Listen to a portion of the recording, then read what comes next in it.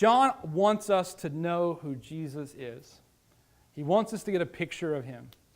And so he writes in his gospel that he's going to give us the stories that give us a picture of who Jesus is so that we might believe in him and have life in his name. That's the hope. That's his purpose. And John says at the end of the gospel that he couldn't include every story because if he included everything that Jesus did, the books of the world would not be able to contain it. So he has to narrow down. And when you know that, it might seem a little strange that John tells us in chapter 2, the very beginning of it, about Jesus being at a wedding and turning water into wine. And then John chapter 2 at the end of it, telling us the story of Jesus going into the temple and being upset at what he sees, making a whip, and driving all of the animals out. That's what we're about to read. But John is giving us these stories for a very particular reason. Imagine this with me. Imagine that you are going to your 25th high school reunion, and you were taking your spouse, who doesn't know any of your friends from high school, didn't know you in high school, and when you get to the reunion, your friends that you were friends with in high school, that you were so tight with, you ran together with, you got in trouble with, they say to your spouse, "Boy, have we got some stories for you." What's the fear that you feel in that moment, right? What are they going to say? What stories are they going to pass on about me? And you know that your friends aren't telling your spouse, "Listen, we want to tell you about the time that we had a book report and he or she did the book report and turned it in on time and got a B." Those aren't the kind of stories they tell, because those are just normal, everyday class stories. They're going to tell the story about the prank that you pulled, or the time that you should have got arrested but you didn't and you got away with it, or the time that you did that thing that you really don't want me to mention. Because they're trying to portray you as this extreme version that maybe your spouse doesn't know. When John tells us the story of Jesus' life, he's not trying to give us some extremely skewed version of just some particular events. He's trying to give us the full spectrum of who Jesus is. And John chapter 2 gives us these two opposite ends of the spectrum. Beginning, Jesus is at a wedding and he turns water into wine so that everyone at the wedding has wine to drink. That is generous. The end, Jesus at the temple pushing all of these people out because he doesn't like what they're doing. This is Jesus being savage. But all of these aspects of Jesus' character give us a picture of who he is. And as we sang earlier, we want him to show us who he is. And that's what Jesus is doing through this passage of Scripture. And so if you would pick up reading with me in John chapter 2 and verse 13, and we're going to see this latest story of Jesus' life and get to know another aspect of him. "And the Jews' Passover was at hand," or it was near. "And Jesus went up to Jerusalem." That's what the Jews did at Passover. They all went up to Jerusalem to celebrate Passover there at the temple. So he's doing what's customary. "And found in the temple those that sold oxen and sheep and doves, and the changers of money sitting. And when he had made a scourge or a whip of small cords, he drove them all out of the temple, and the sheep and the oxen, and poured out the changers' money, and overthrew the tables, and said unto them that sold doves, Take these things hence, make not my Father's house a house of merchandise. When his disciples saw this, they remembered that it was written, The zeal of thine house hath eaten me up. Then answered the Jews and said unto him, What sign showest thou unto us, seeing that thou doest these things? And Jesus answered and said unto them, Destroy this temple, and in 3 days I will raise it up. Then said the Jews, 46 years was this temple in the building, and wilt thou rear it up in 3 days? They're saying, it took us 46 years to build this temple. And actually, they weren't even completely done with it yet. You ever had a project like that at your house that it took 46 years and you're still not done? Right? That's where they were at with the temple. And they're like, you're telling us you can do it in 3 days? What? But he spake of the temple of his body. When therefore he was risen from the dead, his disciples remembered that he had said this unto them. And they believed the Scripture and the word which Jesus had said. Now when he was in Jerusalem at the Passover and the feast day, many believed at his name when they saw the miracles which he did. That sounds like good news, right?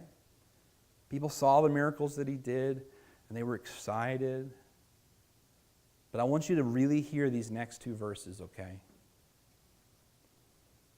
But Jesus did not commit himself unto them, because he knew all men, and needed not that any should testify of man, for he knew what was in man. People started believing in Jesus, but he did not commit himself to them because he knew what was in the heart of men. We're going to get there in a little bit. That is heavy to hear that. Last week I told you that the beginning of John chapter 2, the passage where Jesus turns water into wine at a wedding, that a lot of people bring that passage up to me because they want to justify their drinking. People often bring up this story of Jesus' life when they want to justify what?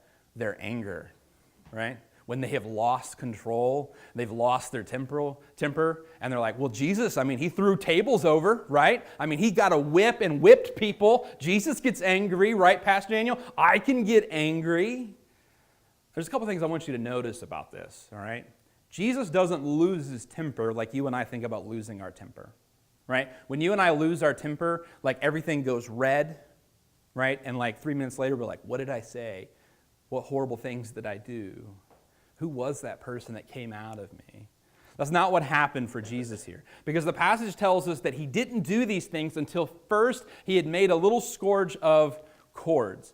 In other words, Jesus took the time to go get some cords so that he could fashion a whip. And then using the whip, he drives everyone out. Now, Jesus doesn't whip anyone, but he uses the whip to drive all of the animals out of the temple courtyards. He uses the whip to get everyone to leave. He throws over the money tables, that way they will leave, but he doesn't take anyone's money.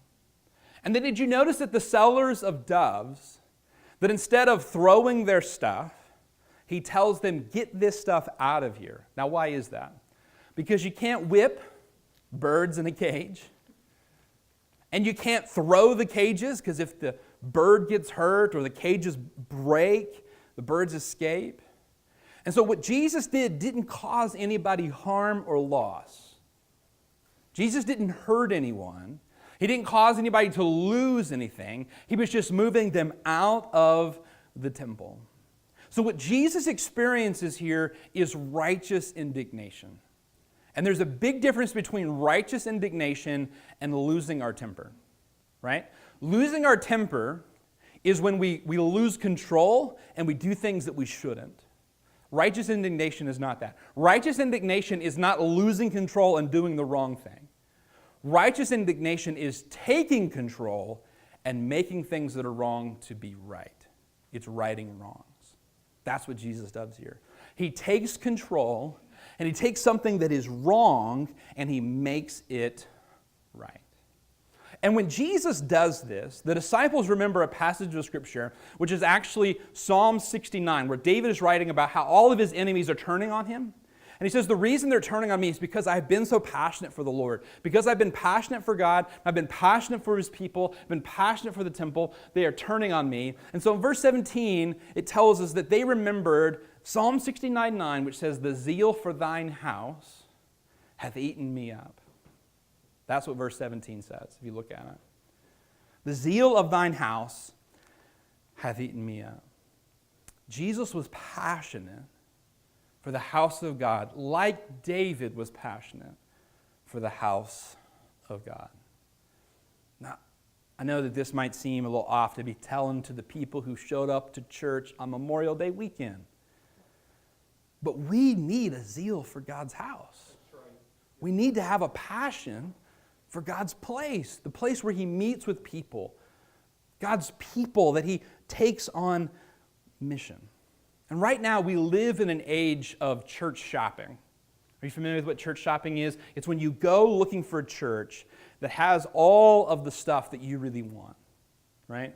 How many of you are a fan of that show on TV, House Hunters, right? If you're not familiar with House Hunters is basically where couples who seem to make no money have budgets of $500,000 to spend on a house that has all these specific things that they want.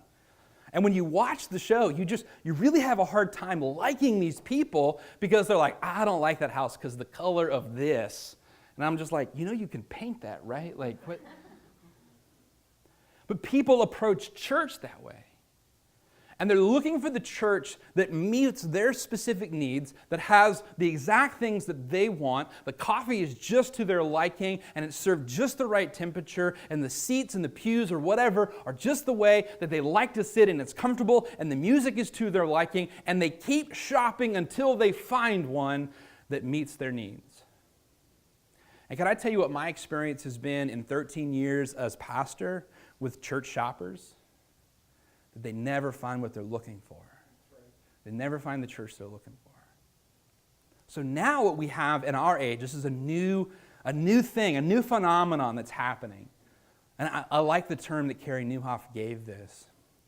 We live in an age now where there are so many options and so many churches offering so many service times and different venues with different types of music that lots of people, they'll belong to multiple churches, and I use the term belong there very loosely. They'll go to this church's service, and the next week they'll go to that church's service, and they'll see what this church is talking on this weekend, and we'll go to that one. Carey Nieuwhof said this is like church surfing. We're just going to go to whoever is speaking to the need that we're feeling right now. And that's not what God has called us to be. That's not what God's house is to be about. And so in an age of church shopping and church surfing, Jesus' zeal for the house is important. It's important that he gives us this example. Because this is not about us. This is not about what we want. And I want you to notice what he says at the end of verse 16 when he tells the sellers of the turtle doves to take their stuff out. He says at the end of verse 16, he says, "Take these things hence, make not my Father's house a house of" what? Merchandise. Make not my Father's house a house of merchandise. Now, there are very few churches in our culture today where you go and they've got things for sale in the foyer like they do at Target. But they're still houses of merchandise because they're just trying to give consumer goods to customers. In Jesus' day, they were providing these oxen and these sheep and these doves. And you're like, why were they selling livestock at the temple? Well, the reason they were selling livestock at the temple was because they used livestock in their worship. When they came to the temple for Passover, they offered animal sacrifices for the confession of their sin.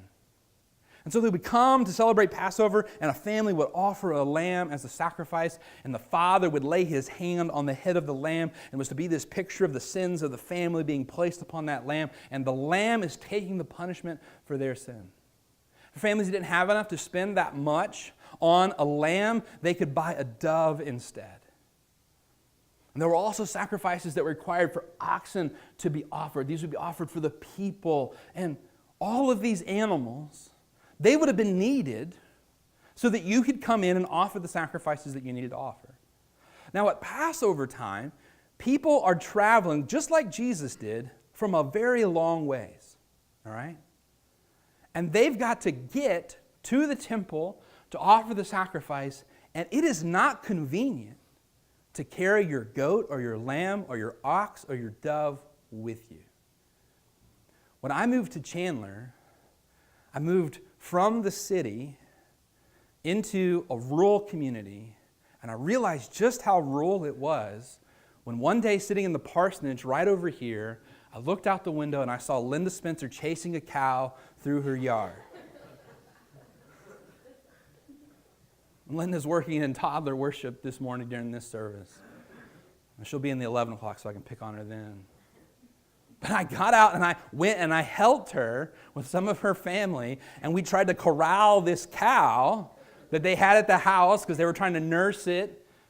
That was not easy. And so getting to worship, getting to church, bringing the goat or the cow, some of you, it's a struggle to get your toddler here, right? If you were to take a cow, it would be really difficult. So it was a matter of convenience that when you got to the temple, right there in the courtyard is everything that you need. And Jesus wasn't opposed to this. There were some principles and guidelines that were laid out for the purchase of these things. The issue was that they had taken that marketplace that might have been out in the city and they had moved into the prime real estate of right in the temple. Because who's going to sell the cows the most than the guy who's right there in the temple? And what they had done is they had made the temple, instead of this place of worship and offer a sacrifice, they had made it like the mall on the Saturday before Christmas. It was just craziness.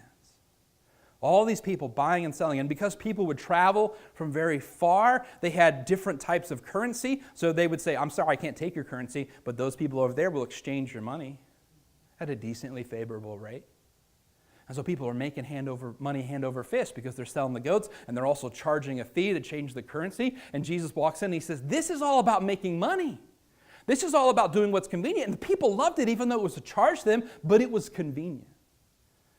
And what consumer Christianity does is it looks for the easiest way for us to get the religious or spiritual goods that we want with as little of an investment of our time, resources, effort as possible.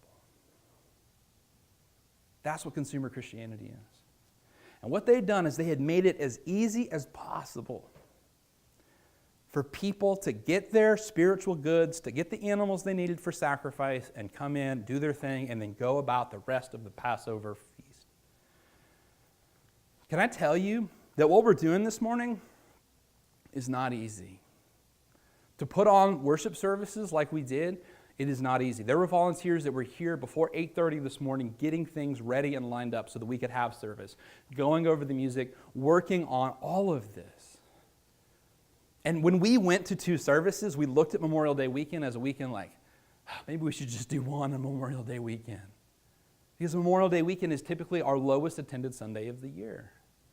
And that was something that we kind of wrestled with over the last couple of months, but we felt like we needed to do 2 services, and our volunteers have stepped up big time to make it happen again this Sunday, even though they have their own family obligations and commitments.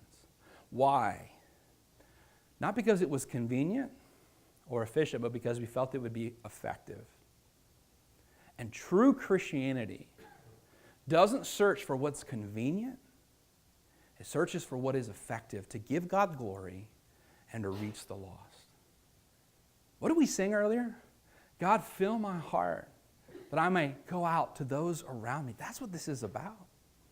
What was the temple to be about? What was the temple for? They were to come there to do what? To give God glory for saving them from Egypt. That's what the Passover was. It was a celebration of God rescuing them out of Egypt. It's to give God glory for what He's done. And what did I tell you that lamb sacrifice was about? Why did the Father place His hand on the head of that lamb? Because it was for the remission of sins. It was a recognition that, God, I need you to forgive me of my sins. What this is about right here is giving God glory and people having their sins forgiven. That's what this is about. It's about that. And if we are not careful, we very easily make this about us. And we make church just another house of merchandise. And we've got Aldi, and we got Ruler Foods, and for those of you that are fancy, we got Schnucks, where we go and we get our grocery stuff. And if we're not careful, we think of this place as the spot where we come to get our church stuff, to get our spiritual stuff. You got Walmart and Menards and Meijer and Target to get your house stuff. If we're not careful, we start to think of churches where we get our heart stuff. That's not what this is. It's not a house of merchandise. This is not a place for you to come and get your stuff. This is a mission. We're on a mission here. We're making a difference. We're reaching people. We're impacting lives. It's about what happened last Sunday when 7 people wanted to go public with what Jesus is doing in their hearts and lives. And for those 7 people, for each of those 7 people, there's a whole group of more that are out here in our community that need Jesus, that need their sins taken off of their account and placed on the account of the Lamb. This is Memorial Day weekend. We have Memorial Day weekend not so that we can have a Monday off of work. We have Memorial Day weekend because there are some things we need to remember. We need to remember that the freedoms we enjoy in this country were purchased at a price, at a sacrifice. We're able to enjoy a day at the beach because there were some guys who stormed the beach, who made the ultimate sacrifice. We need to remember, what was Passover about? Passover was about remembering that God saved them. They were slaves in Egypt. And God saved them. Made it possible for them to be free, live in the land of milk and honey. What's this about? What's this about? This is about remembering when God saved us out of our slavery and sin. That's what this is about. So when Jesus walks into the temple and he sees that they have made it a fair, a bazaar, they've made it the mall, they've made it convenient, they've made it easy, it's like you're missing it. You are missing it. And then look what happens next. They come to him and they're like, what are you doing? Now, by all earthly standards, Jesus didn't have authority to do this. He wasn't a temple leader. He wasn't a member of the Sanhedrin. He wasn't a Levite. He was just a guy. Who did he think he was? Now, obviously, we know that this is his Father's house. And this is all about him. But for the temple leaders, they're like, you need to show us some credentials that you can be doing this. And they say, what sign will you show us of these things that you're doing? Now, this book is all about signs. Remember, John said, I'm going to give you the stories that give you signs that lead you to believe. They're going to point to belief in Jesus. And John gives us 7 specific signs that Jesus accomplishes. The water turning into wine was one of them. But while John gives us 7 signs in this book, Jesus won't give a sign to these religious leaders. They say, well, show us a sign. And Jesus says, no, I'll give you a sign. Tear down this temple, and in 3 days, I'll build it back up. And they're like, what? Is that a riddle? What are you talking about? You're going to tear down the temple? Not only are you going to run everybody out of it, you're going to destroy it? It's like a threat. And actually, these words that Jesus uses right here, they would throw back at him in his trial. When he's arrested and tried, they would say, this man threatened to tear down the temple, and he claimed that he could rebuild it in 3 days. They would use that against him. And they're offended at what Jesus has done, and they're offended at what Jesus has said. But in reality, they're the ones that have desecrated the temple. They're the ones that have made it a marketplace. They're the ones that have made it a place where consumers can get goods.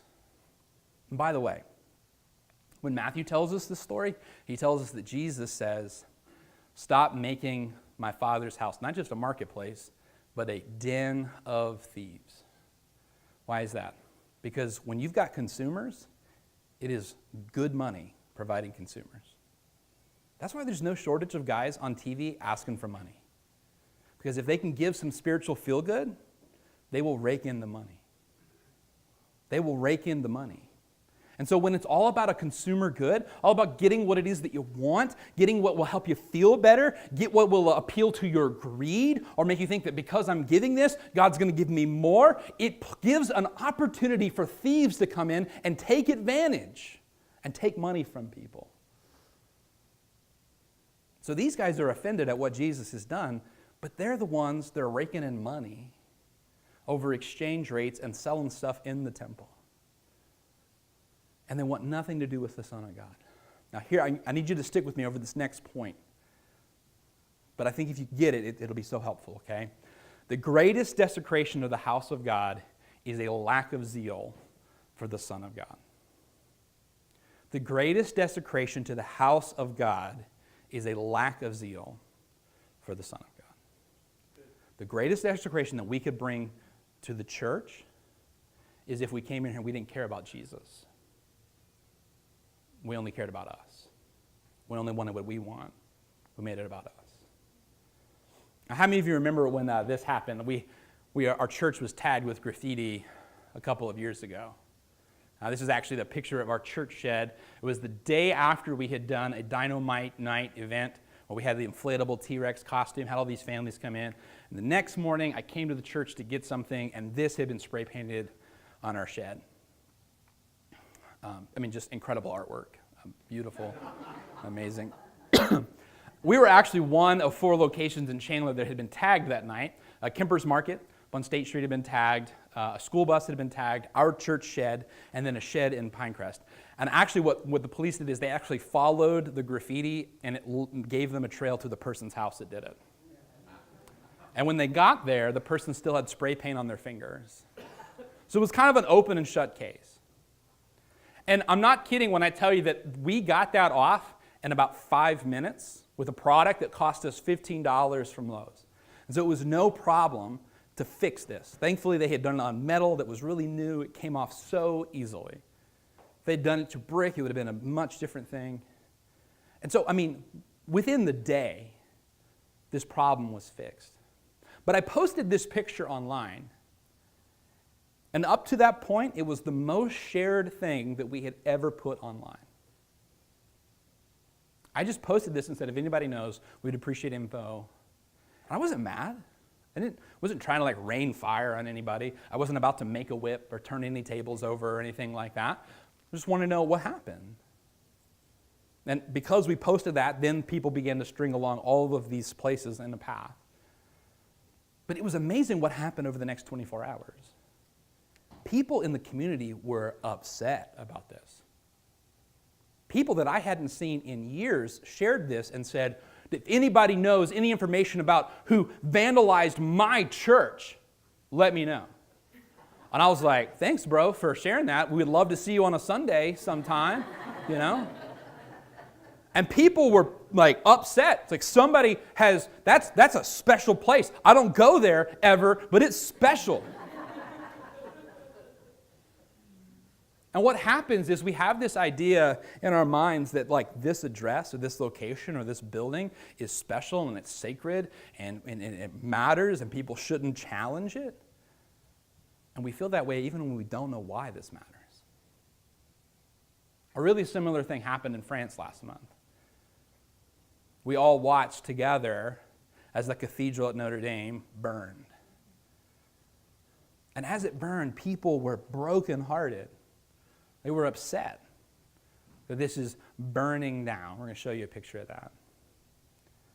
And what was amazing about everybody, posting about this and upset about this, people who were not religious at all were brokenhearted about what was happening. Because to them, the cathedral was art and culture. And it was something that was special. And it was a tourist attraction in France. They were able to put the fire out. A good portion of the building was saved. And they're currently taking designs on how they can rebuild it. And the lack of understanding about what the purpose of the building has become really, really clear in some of the designs that have been submitted. My favorite one is an architect has submitted a design where the entire roof can become a pool. You can go ahead and show that one. Now, I know what some of you are thinking, and no, we are not doing that here, all right? There are a lot of people that are like, man, the church is special and it should be respected, and they don't really know why. And the greater desecration of God's house is not somebody puts graffiti on it or catches fire. The greatest desecration of God's house is when we make it about us. And so when these guys come to Jesus and they say, show us a sign, and Jesus won't give it to them, what's that about? Jesus doesn't give them a sign because he knows what they need more. And Jesus will not give you what you want if it gets in the way of what you need. Jesus will not give you what you want if it gets in the way of what you need. If you're a parent, you know what this is about. I know you want a cookie, but dinner is in 30 minutes, so you need to eat supper first. I know you want to stay up, but you need to go to bed because you have school tomorrow. I'm not going to give you what you want because I want you to have what you need. And Jesus doesn't give them a sign because all that would be was just them coming to Jesus and say, show us another trick. Do something else. Do something incredible. Show me something, Jesus. And we fall into the same trap all the time. That Jesus, give me something, help me out with this, fix this problem, make me feel better. And Jesus becomes this genie that we come to when we need something, when we want something. And Jesus will not be that for you because that will get in the way of what you really need. And so the greatest desecration to the house of God is a lack of zeal for the Son of God. That's that point. That's what I'm trying to drive home here. And when Jesus walked in and saw that they had made this all about consumerism, and they'd made it all about buying the things you want, they'd made it all about convenience, what he saw is this is the house of God, and it's no longer about God. It's not about my Father. It's not about remembering how he saved these people. It's not about remembering that they need remission of their sins. And that was the greater desecration. And when we make this about us, we desecrate the house of God. When we come in just looking for what it is that I want right now, we come in and we say, I want this, or I'd like for it to be like this, and it's all about me, me, me. That's a desecration of the house of God. Because the purpose is not about us. It's about honoring him and bringing those that are far from him near. In that passage in Matthew where Jesus says, you've made my Father's house a den of thieves, what he actually says is, my Father's house is to be a house of prayer for all people. It's to be a house of prayer for all people. God's house is to be about him and reaching those that are far from him. That's what this is about. So those last verses, where there are people who believe, but Jesus knows their hearts. Jesus can see what is in them. Jesus can see that they're coming to him for what they want, not because he is the Son of God. They're coming to him because of what they can get, because they can get spiritual goods, spiritual stuff, but they're not coming to him because it's all about him. Jesus knows their hearts. Now, some of us, we're not so good at discerning, right? We don't do a really good job of understanding what people are really about. We just look at your list of X's, and we know that you're not good at judging people. But Jesus knows. And he looks at their hearts, and he can see. And we come into God's house, you might be able to fool me. You might be able to make me think that you're all about Jesus, but Jesus knows. Jesus knows. And this passage is scary and it's heavy if Jesus does not commit himself unto them because he knows what is in the heart of man. He needed no one to testify to him. He needed no one to show him what was in the heart of man. He knew. And so when people come to him and they're amazed by him and he does not commit himself to them because he knows what they're really there for, it's because he knew them. But hear this, okay? Jesus knows your heart. He knows everything about you. And he's passionate for you. You know how I know that? Because when Jesus walked in the temple and he saw that they had made it a marketplace, he knew the leaders' hearts. He knew the hearts of those Pharisees and those Sanhedrin and those priests that were going to come and question him. He knew their hearts, but he cleansed the temple anyway. And that was grace. And when Jesus cleanses the temple, that's grace.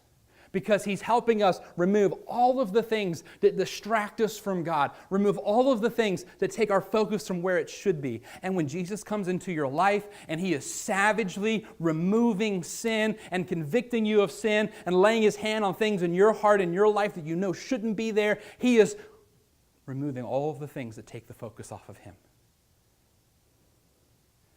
And he's so passionate for you that he cleanses your temple with the destruction of his own. He cleanses your life by destroying his own, by giving up his own. They say, give us a sign. And Jesus doesn't give them a sign, but he points to the very last sign, the seventh sign in the Gospel of John, which is when Jesus dies and his temple is destroyed, and 3 days it is built again. He's pointing to the end when Jesus would give up his temple so our temple could be cleansed. When Jesus would give up his life so that our lives could be saved. And Jesus will ruthlessly work to remove everything in your life that takes your focus off of him, because that's what you really need. And it may even look like him taking away some things you want, so you finally realize what you need. Let's bow our heads for a word.